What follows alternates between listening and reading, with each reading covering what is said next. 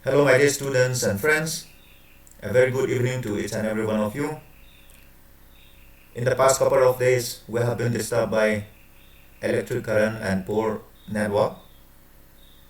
So for today, our video will be made available in the evening. In case you miss tonight, you can still watch anytime you feel comfortable with. So the topic of our discussion for tonight is the Supreme Court of the United States of America, which is the judiciary branch of the country. In the previous class, we were discussing about the President of the United States, which is the executive branch of the government, and the Congress, or the legislative branch of the United States. In continuation with that, our topic of discussion for tonight is the Supreme Court of United States of America. Let us begin with an introduction of the Supreme Court. Established by the United States Constitution, the Supreme Court began to take shape with the passage of the Judiciary Act of 1789 and has enjoyed a rich history since its first assembly in 1790. The Constitution of the United States came into existence between 1787 to 1789, and the Supreme Court of the country for the first time had its assembly in 1790. The Supreme Court is deeply tied to its traditions of the federal government's three branches, that is legislative, executive, and judiciary. The Supreme Court bears the closest resemblance to its original form.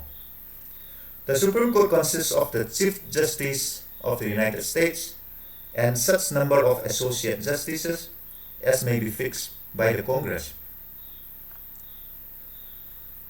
The Constitution of the United States vested the power of judiciary in the Supreme Court and other subordinate courts. Article 3 of the Constitution is dedicated to various aspects of the judiciary, from the definition in Section 1, jurisdiction in Section 2 to treason in Section 3. Article 3, Section 1 stated that the judicial power of the United States shall be vested in one Supreme Court and in such inferior courts as the Congress may from time to time ordain and establish. There are three words written above the main entrance to the Supreme Court building: equal justice under law. These words express the ultimate responsibility of the Supreme Court of the United States. The Supreme Court is the highest tribunal in the nation for all cases and controversies arising under the Constitution or the laws of the United States.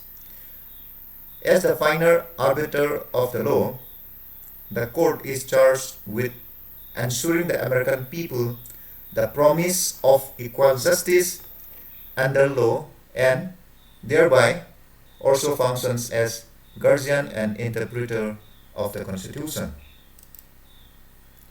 Now let's come to the organization of the Supreme Court. The federal judiciary, or the Supreme Court, is the creation of the Constitution Article 3, which stated that judicial power will be vested in the Supreme Court and other inferior courts.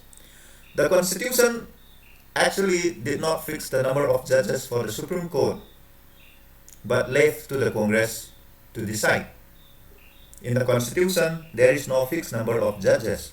However, the responsibility to fix the number of judges or the size of the Supreme Court is left to the Congress or the legislative branch of the government to decide. Initially, in 1790, the Supreme Court had 6 justices, 1 Chief Justice, and 5 associate judges. But at present, it has increased to 9 judges, including 1 Chief Justice and 8 associate justices.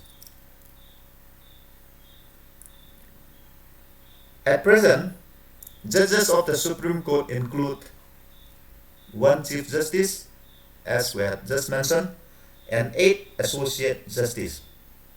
Altogether, there are 9 justices in the Supreme Court at present.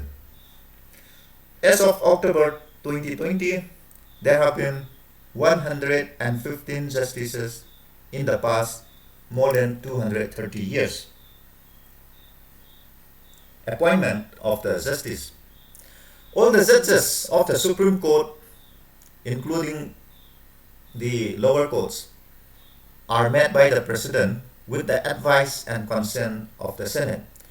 The President can appoint anybody as a judges of the Supreme Court, but he has to always take the advice and consent of the Senate. Without the confirmation of the Senate, he cannot appoint a person officially, except when the Senate is not in session.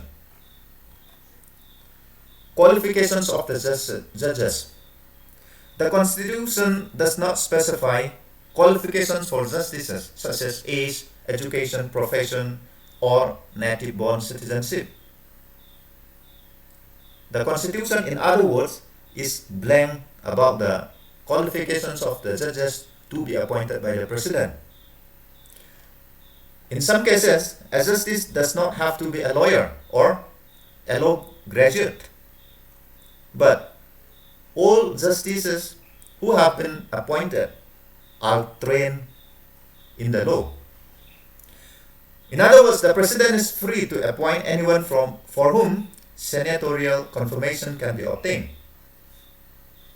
Even he can appoint a politician as judges of the Supreme Court, or a professor, or a person who is well versed with any other fields can also be appointed, as long as the President feels that he will be able to get confirmation from the Senate.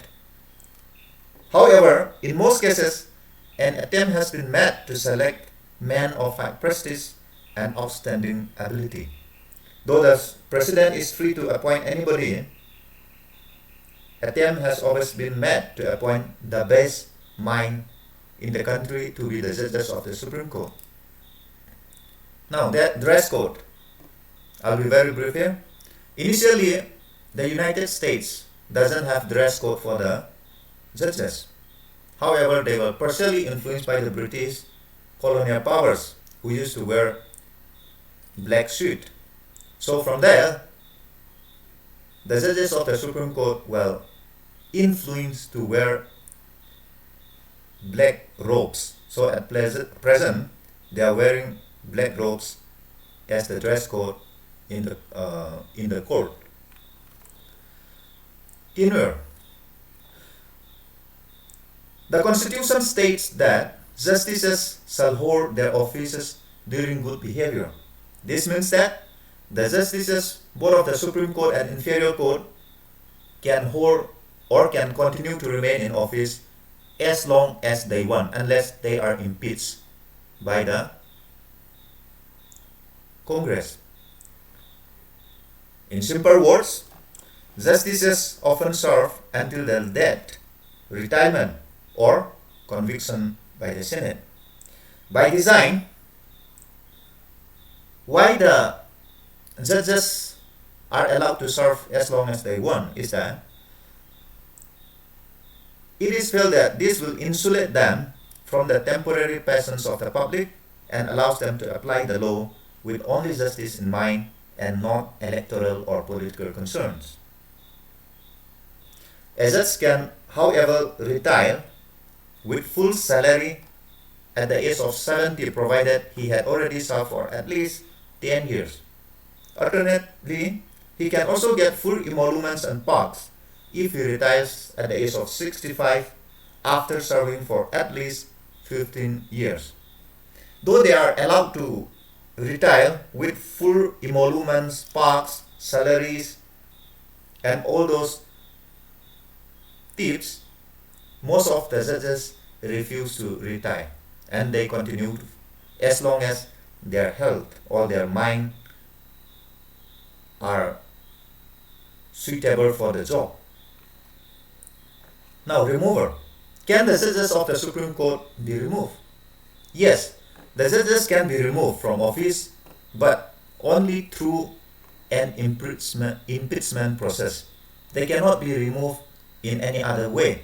If a judge has to be removed, he has to be removed only by following a very difficult impeachment process in the Congress. So far, in the 230 years history, the only justice to be impeached was Associate Justice Samuel Chase in 1805. Here, the House of Representatives passed articles of impeachment against him. However, he was acquitted by the Senate. So, in short, in the long history of the Supreme Court, no judges has been removed from impeachment. Session. The Supreme Court holds one long regular session every year, beginning on the first Monday in October and continues till early June. However, during the recess, the Chief Justice can call for special sessions when very, very important matters arises. Presiding Officer, who preside or who chair the session of the Supreme Court? The Chief Justice, as the executive officer of the Supreme Court, presides all the sessions of the Supreme Court. Now, Quorum. Actually, there are 9 judges in the Supreme Court, but if 6 judges are present, then the court can have its session. The minimum number of judges to be present for a particular session is 6. In other words, 6 judges out of 9 constitute the quorum of the court. The Judicial Process. Article 3 of the Constitution, as we had just mentioned before, guarantees that every person accused of wrongdoing has the right to a fair trial before a competent judge and a jury of one's peers. The 4th, 5th, 6th, and 8th Amendments to the Constitution of the United States provide additional protections for those accused of a crime. So, protection guarantees by the Constitution to those accused of committing a crime include this. Hearings. The court conducts hearings on Tuesday, Wednesday, Thursday, and Friday of the week.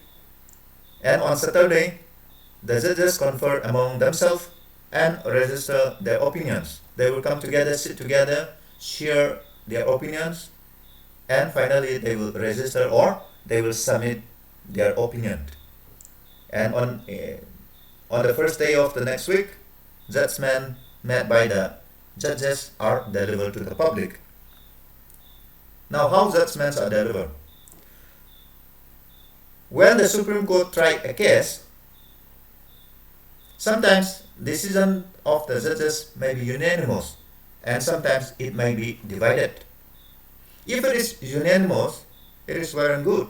But in case opinions are divided, it has to go with the majority opinions. In such cases, where the opinions are divided, dissenting opinions are usually recorded in written. For example, if a particular judge disagrees with the decisions of the majority, he can record his opinion, his dissenting views in writing.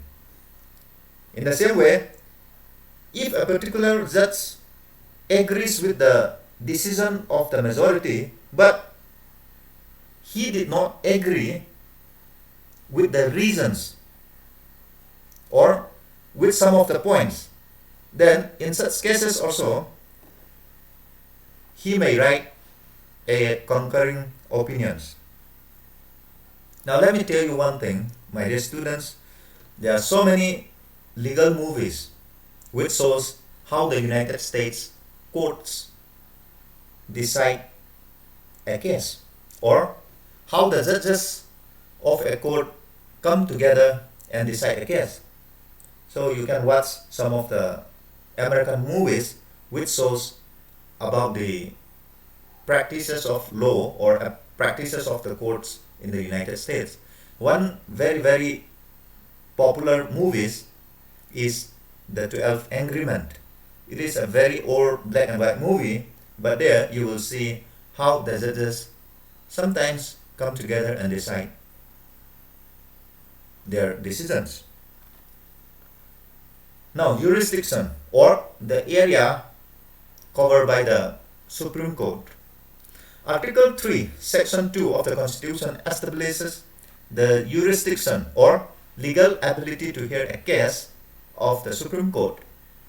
The Constitution under Article 3 guarantees both original and appellate jurisdiction to the Supreme Court. Now, let's see what is original jurisdiction and what is appellate jurisdiction of the Supreme Court. When we talk about original jurisdiction, it is simply those matters which are clearly written in the Constitution and which are given to the Supreme Court. In other words, those matters which are not given to any other court or any other authorities are simply the original jurisdiction of the Supreme Court. The Supreme Court has original jurisdiction, or a case is tried before the court over certain cases, which includes switch between two or more states. When a case involves two or more states, lower courts cannot decide such cases. So the Supreme Court will intervene and decide on such matter. Or those cases involving ambassadors and public ministers. So whether a case involves two or more states or ambassadors and other public ministers, only the Supreme Court can decide those matters. Now, when we talk about appellate jurisdiction, it means those cases which are already heard or decided by the lower courts, but is referred to the Supreme Court. In case the Supreme Court of any state or the High Court of any state refer a case to the Supreme Court, and if the Supreme Court feels that they ought to decide on such cases, then they can do so. And those cases which are being referred to by other court to the Supreme Court are what we call appellate jurisdiction.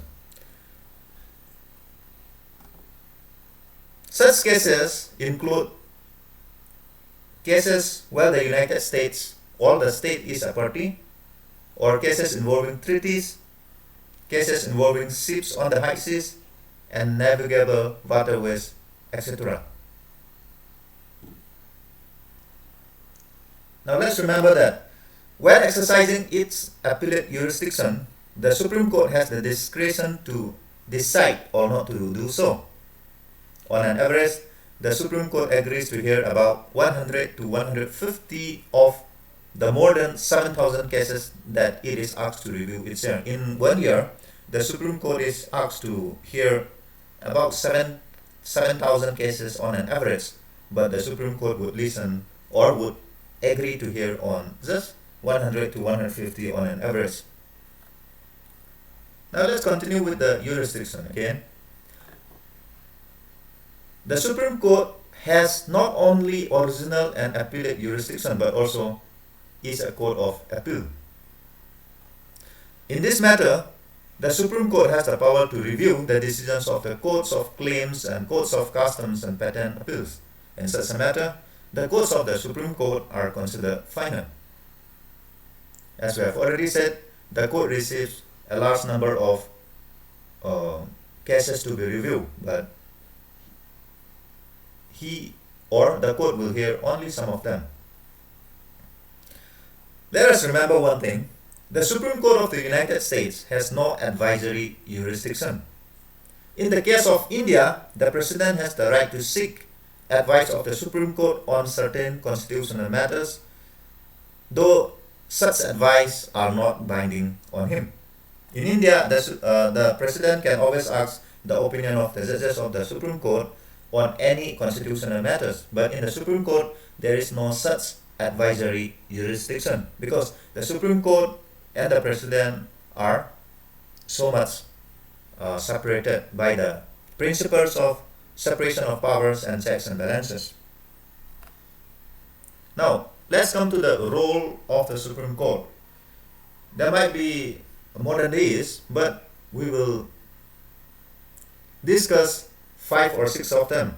And after these 5 points, we will also include one more. So total, there will be 6 points that we will discuss under this heading of the role of the Supreme Court.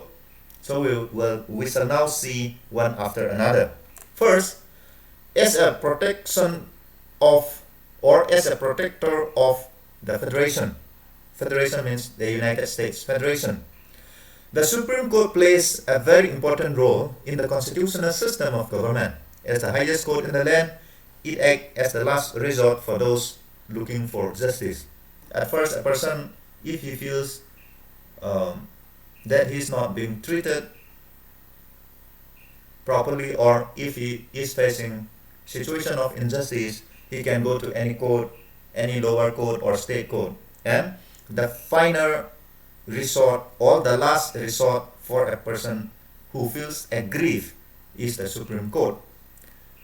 Now, as a protector of the Federation, the Supreme Court has the responsibility to protect the Federation under any circumstances, be it from the state government or state authority, or from the federal authority. If any authority try to challenge the unity and integrity of the Federation or any of the system of the Federation, then it is the duty of the Supreme Court to protect the United States.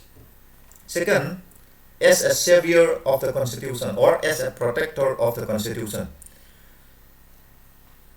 the Supreme Court can declare null and void any law passed by the legislature or any executive order issued by the President if it is repugnant to the Constitution, or if it is against the spirit of the Constitution.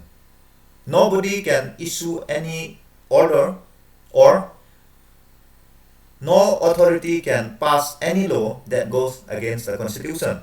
If any authority, be it the Congress or the state legislature, it is the duty of the Supreme Court to declare such laws repugnant to the Constitution. Now, the power of judicial review of the Supreme Court has at times protected the Constitution from being violated, and has checkmated the monarchical ambition of the President and the democratic recklessness of the Congress. The Supreme Court is also given the power of judicial review to protect the Constitution. Now, guardian of the rights, or protector of the rights of the individuals. The Supreme Court protects civil rights and liberties by striking down laws that violate the Constitution. It has the power to issue writs like habeas corpus, mandamus, certiorari, etc. The Supreme Court also keeps various organs of the government under check to prevent them from encroaching upon human rights. The Supreme Court has the final say over when a right is being protected or when a right is being violated. Now, the fourth role of the Supreme Court is development of the Constitution. In fact, the Constitution is a skeleton document having only 7 articles with 7,000 words. In other words, the the Constitution of the United States is very, very short. It is one of the shortest constitutions in the world. It has only 7 articles, which comes to little more than 7,000 words. Initially, the Constitution was drafted only for the 13 states of the United States, or 13 colonies. But now, the number of states have increased to 50. And apart from that, United States has become one of the most powerful countries in the world, one of the highly industrialized, one of the most economically developed countries in the world. So, the original Constitution is sometimes not enough in many instances. So whenever the need to interpret the Constitution arises, it is the duty of the Supreme Court to interpret the Constitution to suit the changing environment of the society. No other authority can interpret the Constitution of the United States. Now, the Supreme Court is the highest court of appeal. As I've already mentioned earlier, if a person feels aggrieved or injustice, he can go to any court and seek justice. And if he is not happy with the judgment, he can go to the Supreme Court as the last resort. Similarly, a case may be tried in the lower court or in any other court, and the judgment can be appealed in the Supreme Court. The opinion of the Supreme Court on a question of law is final and there is no appeal against its judgments. Once the Supreme Court makes its decision, there is no other court which can appeal or which can revoke such judgment. The Supreme Court has the authority to review the decisions of the lower courts, but there is no other authority to review the decision of the Supreme Court. Even the President or the Congress cannot say anything about it. Now let's add one more point. That is judicial review. We have already briefly discussed this in the previous points. When we talk about judicial review, we mean the power of the judiciary or the ability of the court to determine whether a law passed by the legislative or executive act or any law enacted by a state legislature is in violation of the Constitution. This means that judicial review is nothing but the power of the Supreme Court to decide whether a law or an executive order is in violation of the Constitution or is in tune with the Constitution, whether it violates the Constitution or is according to the spirit of the Constitution. So this power of the Supreme Court or judiciary is what we call judicial review. Judicial review is not written in the Constitution. It evolves as time passes by. The best known power of the Supreme Court of the United States is judicial review, though it is not found within the text of the Constitution. Due to this power of judicial review, the Supreme Court plays an essential role or an important role in ensuring that its branch of government recognizes the limits of its own power. In other words, this power ensures that the Congress and the President knows the limits of their power. Now, we have come to the end of the lecture, so let's look at some of the interesting facts about the Supreme Court. The longest serving Chief Justice was Chief Justice John Mercer. He served for 34 years and 5 months. Shortest serving Chief Justice was Justice John Rutledge. He served for only 5 months because he was appointed under a temporary commission by the President while the Senate was in recess. The longest serving Associate Justice was William O. Douglas. He served for 34 years and 7 months. And the shortest serving Associate Justice was Associate Justice John Rutledge again. He served for 1 year and 18 days. The youngest Chief Justice ever appointed was 44 years, John Jay. Oldest Chief Justice appointed was Harlan F. Shorn, who was 68 years. And oldest Associate Justice ever appointed was Horace Lurton, 65 years. And oldest person to serve on the Supreme Court. Oldest person to serve on the Supreme Court among all the judges was Justice Oliver Wendell Holmes. He was 90 when he retired from the court. And first woman to serve as Supreme Court Justice was Associate Justice Sandra Day O'Connor.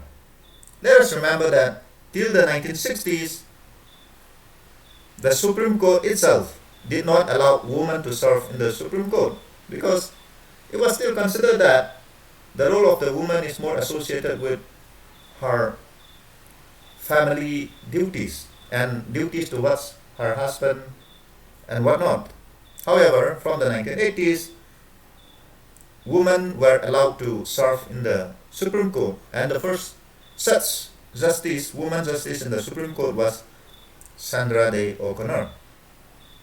But though women were allowed to sit in the Supreme Court judges since 1980s, till now very few women justices are found in the Supreme Court of the United States. These are some of the important links from where you can study more details about the Supreme Court of the United States. Actually, this is the White House website, but then there is a particular page about the judicial branch.